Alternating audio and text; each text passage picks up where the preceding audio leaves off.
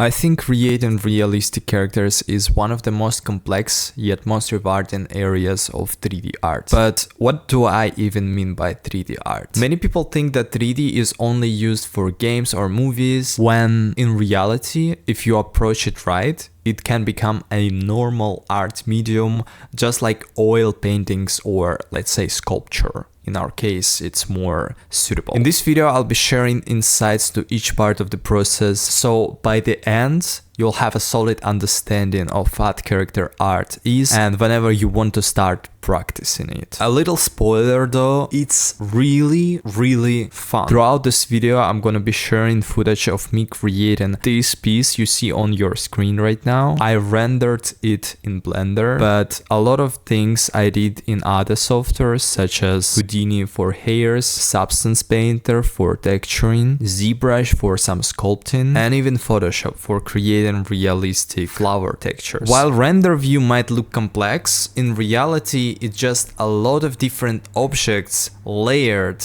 not on top of each other but next to each other to create appearance of forest, depth and environment, but never get tricked by the camera view. It's two characters surrounded by some weird geometric figures. I mean these ones. These are just lights and cameras. We also have obviously boulders to create lure. Then we also have like flying petals, also some smaller flowers here and there, and obviously characters. Funny thing is that in 3D you can also try yourself as a hairstylist. 3D character hair creation is the most complex area, I would say, but it's the most rewarding mentally when you finally get it right. Please tell me in the comments if you would like me to share my hair creation workflow. But you'll see some of that process in this video already, so let's keep moving forward. Let's also take a look at a different piece that is a bit simpler. It's just a character portrait, but it's more linear and easier to understand. My favorite way of working is by using ZBrush. I usually start with a base mesh. You can either build base mesh yourself or find it online. This is the character that you can see already textured, rendered, but in reality, it all starts with a rough sculpt. As you can see, it's just a mesh with polygons that I've spent a lot of time actually sculpting. And then once you create all of those shapes on the character's body, you can export it, you can add textures, which we're gonna talk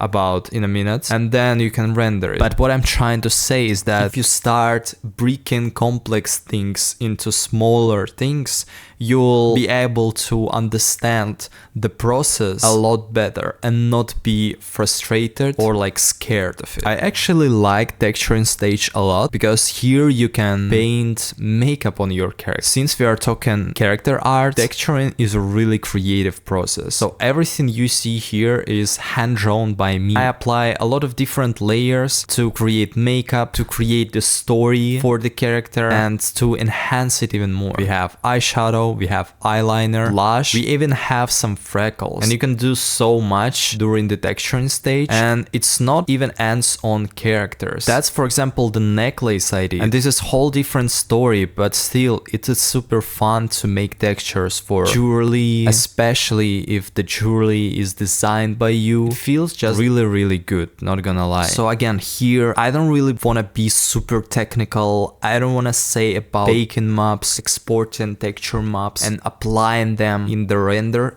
engine. Instead, I want you to understand the overall process, get a feel of what it is, of what you're about to face throughout the character art creation process. And so once we have everything, we can assemble it in our render engine, since I've talked about it already. And inside of render engine, we add lights, we create composition, we adjust our camera angle, we apply the same textures that we created in Substance Painter. For example, you can see here that I've changed the pearl color. Another thing I want you to understand is that the process of creating 3D art or any other art that is not a linear process. You will frequently go back to the previous stages, you will adjust things, you will revision things and fix or delete. Sometimes I even start from scratch, and if you paid really close attention, you can actually see that this necklace is a really different necklace that you can see on the final render. And why I did that is because I felt like this necklace was too heavy. It's just 3 stages. You first sculpt and layer things, you then texture things, and then you render things. And let me finally show you a little time lapse of how I created this piece, and you will see connection between what I've just said to you and how it goes when I actually create art. You can see I just used my base meshes that I've talked before about, and I instantly started creating some hairs because I knew that the focal point will be the hairs, will be the fantasy like lighting. Yeah, here I'm creating hairs. I'm using Houdini for that, but there's thousands of ways to create hairs. You can also create them in Blender. I was just practicing my Houdini hair creation, so I decided, you know, why not? Why not try some new tools? And then I imported those hairs back to Blender to see how they look like on render. Then it's also brows, and I'm not really doing any like crazy brows here because I knew that the shot isn't gonna be a close-up, but regarding that, I took my time with it, and I suggest you to always take your time, don't rush things, and eventually you'll create some really nice artworks. But this whole hair creation, you can categorize this as a layout of the scene, because I'm still adding hairs as an object to my scene, so basically I'm building the scene. And remember what I said about non-linear process. Now I try to test some makeup. I decided to make some really quick look and import it into my scene. It's not the final look, but still it does the job done because it shows me how characters can possibly look with some applied makeup. And we are back to the layout. So I'm adding rocks, and I'm using these big rocks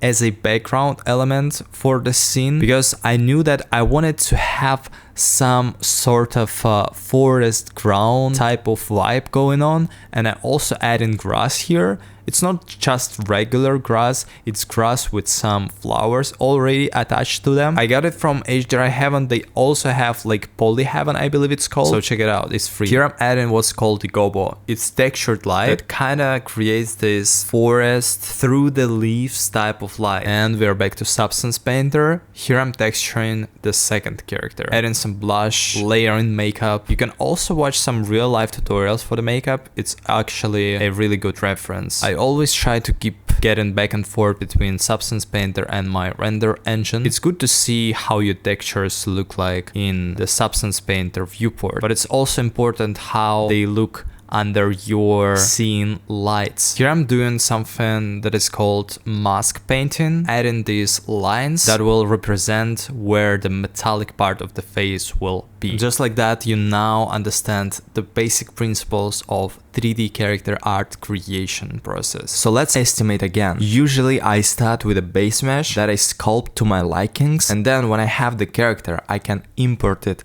into something like Blender or Cinema 4D, and there we can start blocking out the scene, creating lights. After that, I usually go and texture things. I usually do that all at the same time as you've seen. I go back and forth to adjust my textures to see how everything looks like, make sure that the vibe and the aesthetic is there, and after that we can start doing render, adjusting the shaders, adjusting the skin shader for example, and if we need to do any changes to the previous stages. If you know these 3 steps, blockout / sculpting / modeling, then texturing, and then rendering, then you are good to go. You already know all of the important parts of creating 3D art. It's a non-linear, highly creative and tactile process. While you can start by following structured steps, over time it will evolve into a unique and intuitive artistic workflow that is going to be really closely attached to your own style. And I hope you feel inspired by this video. This was the entire goal of this video, for you to be inspired by the process and to start creating 3D character art yourself. If you want to see more tutorials from me, more in-depth ones, please check my Patreon, and also consider subscribing to this YouTube channel to not miss my future videos on that subject. All of my socials are in this video description. Thank you so much for watching, and bye bye.